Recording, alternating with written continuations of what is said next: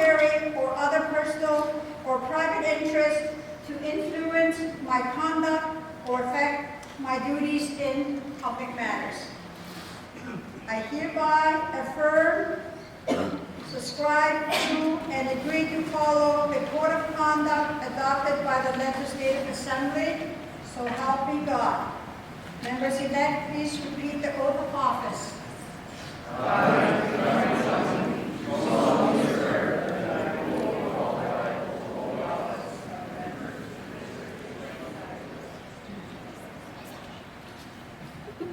Ladies and gentlemen, the member for